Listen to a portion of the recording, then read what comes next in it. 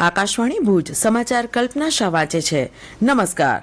ચૂંટણી પંચે ગઈકાલે જાહેરાત કરી હતી કે મતદાર યાદી ખાસ સુધારણા ઝુંબેશ SIRના બીજા તબક્કામાં અત્યાર સુધીમાં 50 કરોડ 99 લાખથી વધુ મતગણતરી ફોર્મ મતદારોને વિતરણ કરવામાં આવ્યા છે, જે આ તબક્કામાં ભાગ લેનારા આશરે 51 કરોડ મતદારોમાંથી 99.97% છે. પંચે જણાવ્યું હતું કે અત્યાર સુધીમાં આશરે 50 કરોડ ફોર્મ ડિજિટાઇઝ કરવામાં આવ્યા છે. મતગણતરી ફોર્મ જમા કરવાની અંતિમ તારીખ આવતીકાલ એટલે કે આ મહિનાની 11મી તારીખ છે, જ્યારે કેરળમાં 18 ડિસેમ્બર છે.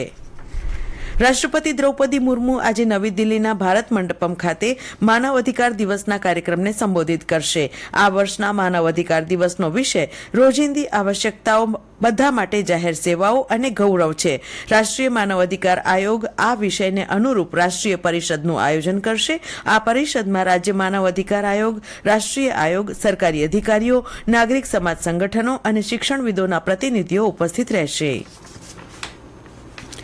રાજ્યમાં મતદાર યાદીની ખાસ સઘન સુધારણા ઝુંબેશ એટલે કે SIRની કામગીરીની સમયસીમાને હવે માત્ર 1 દિવસ બાકી છે, ત્યારે આ ઝુંબેશના ગણતરીના તબક્કામાં રાજ્યના તમામ 5 કરોડ 8 લાખ મતદારોની ચકાસણી પૂર્ણતાને આરે છે, જ્યારે 17 જિલ્લાઓએ ઉત્કૃષ્ટ પ્રદર્શન દર્શાવી 100% કામગીરી પૂર્ણ કરી છે. જે મતદારોના ફોર્મ પાછા નથી આવ્યા તેમની યાદી જિલ્લા ચૂંટણી અધિકારીઓની વેબસાઇટ પર પ્રકાશિત કરવામાં આવી રહી છે. જિલ્લાવાર મૂકવામાં આવેલી વિગતોમાંથી મતદારો પોતે પણ ચકાસણી કરી શકે છે. મુન્દ્રામાં નાયબ જિલ્લા પોલીસ અધિક્ષકની કચેરી શરૂ થઈ હતી. મુન્દ્રા અને માંડવી વિસ્તારના પોલીસ સ્ટેશનને આવરી લેતા નવનિયુક્ત મદદનીશ જિલ્લા પોલીસ વડા ગૌતમ વિવેકાનંદે કચેરીનો આરંભ કરવા સાથે ચાર્જ સંભાળ્યો હતો. આ નાયબ જિલ્લા પોલીસ કચેરી હેઠળ હવે Mundra police, Mundra coastal, Pragpar police, Mandvi શહેર police, Gadhsisa police, Koday police અને માંડવી મરીન પોલીસ મથકો કાર્યરત રહેશે. જિલ્લામાં SIRની કામગીરી ચાલી રહી છે, ત્યારે નિરોણાના મદદનીશ શિક્ષક અલ્પેશ જાનીએ મતદારોને જાગૃત થવા આ મુજબ જણાવ્યું હતું. SIRની ચાલી રહેલી કામગીરી ખૂબ જ યોગ્ય, જરૂરી અને સમયસરની છે. લોકશાહી દેશમાં મતદારનું મહત્વ અત્યંત વિશાળ છે અને દરેક નાગરિકનું નામ મતદાર યાદીમાં યોગ્ય રીતના જોડાય એ પણ ખૂબ જ આવશ્યક છે. આ કામગીરી માટે સરકારશ્રી દ્વારા નિયુક્ત અનેક અધિકારીશ્રીઓ, કર્મચારીઓ તેમજ BLO પોતાની ફરજ ખૂબ જ કાળજીપૂર્વક અને નિષ્ઠાપૂર્વક બજાવી રહ્યા છે. દેશની સેવા માટે તેઓ દ્વારા કરાઈ રહેલું આ મહત્વનું કાર્ય ખૂબ જ પ્રશંસનીય છે.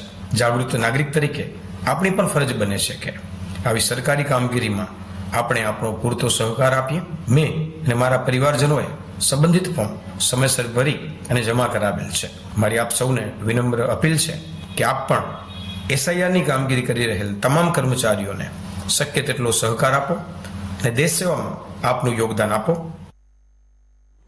જિલ્લામાં નાબાર્ડ દ્વારા 2026-27ના નાણાકીય વર્ષમાં 2025-26ના નાણાકીય વર્ષની સરખામણીએ 33.13% વધુ ધિરાણ આપવાનો અંદાજ નિર્ધારિત કરાયો હતો. આ અંગેની બેઠકમાં નાબાર્ડ દ્વારા 2026-27ના વર્ષ માટેના પોટેન્શિયલ લિંક્ડ ક્રેડિટ પ્લાનનું લોન્ચિંગ કરાયું હતું. જિલ્લા ગ્રામ વિકાસ એજન્સીના નિયામક નિકુંજ પરીખની અધ્યક્ષતામાં આયોજિત બેઠકમાં સમિતિ સમક્ષ સંક્ષિપ્ત પ્રેઝન્ટેશન રજૂ કરાયું હતું. 2026-27ના નાણાકીય વર્ષ માટે 24,212 કરોડ 24 લાખનું ધિરાણ આપવાનો અંદાજ વ્યક્ત કરાયો હતો, જે 2025-26 માટે આંકવામાં આવેલા 18,187 કરોડ 45 લાખની સંભાવના કરતાં 33.13% વધારે છે. પોટેન્શિયલ લિંક્ડ ક્રેડિટ પ્લાનના પ્રાથમિકતા ક્ષેત્રો, પેટા ક્ષેત્રો હેઠળના પ્રક્ષેપણને આધારે નવા નાણાકીય વર્ષ માટેનો વાર્ષિક ધિરાણ પ્લાન તૈયાર કરી જિલ્લામાં કાર્યરત વિવિધ બેંકોને લક્ષ્યો ફાળવવામાં આવશે. ભારતે દક્ષિણ આફ્રિકાને 101 રને હરાવી 5 T20 મેચોની શ્રેણીનો વિજયી આરંભ કર્યો છે.